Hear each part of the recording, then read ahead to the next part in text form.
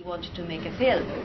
And I was first very reluctant because it's quite a kind of, not a secret, but it is not a public order that I initiated. So I wasn't really very happy about it. And then I'm a foreigner involved in this order, and that is not really what the order wants. So then he kept on asking, should we not make a film? And then finally I said, yeah, let's make a film, but not about me, about where I get my inspiration from. So then we made this journey and met a few people like that. No. Yeah. I mean, Uma was sort of worrying about who the right person was to make the film of from that order. Yeah. And then suddenly Uma met for the first time Giri. She had actually met him before, and I think not particularly liked him. Thought he was an Italian, actually, not even Indian, and a bit of a spiv.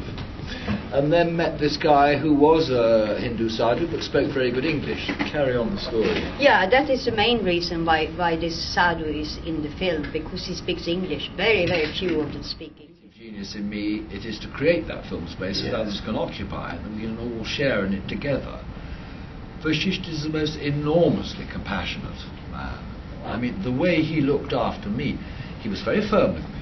He was very disciplined. He put me down at the beginning. My guru throws stones at you, I might too, in brackets after it. All of those kinds of messages were heavily put on me at the beginning. But there was that sort of wink in the eye, the invisible wink in the eye. And then when we went to sleep at night, Vashisht would only sleep for about 2 to 3 hours a night. He was awake the whole time. He doesn't need to sleep. God knows what the yogic thing is. He was looking after me.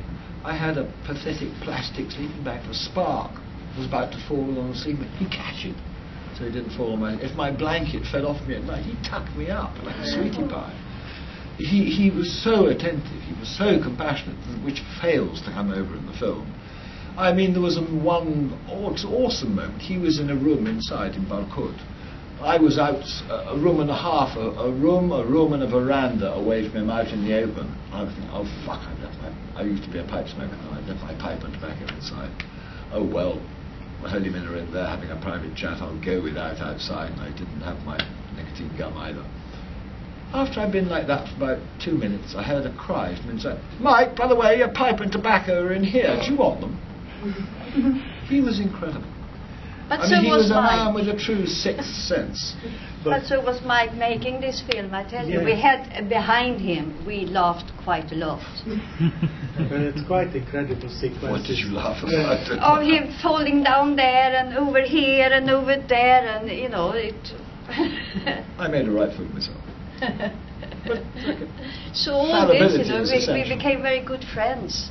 And I think that's also very much part of that, why this becomes such a good movie. Vashisht had this whole thing about sadhana, which is disciplined action, in some sense. It's about precision, it's about practice, it's a concept called sadhana. And you become a sadak, a disciplined, precise zen of whatever. Vashisht came up to me and said, but you are a camera sadak. He said it at one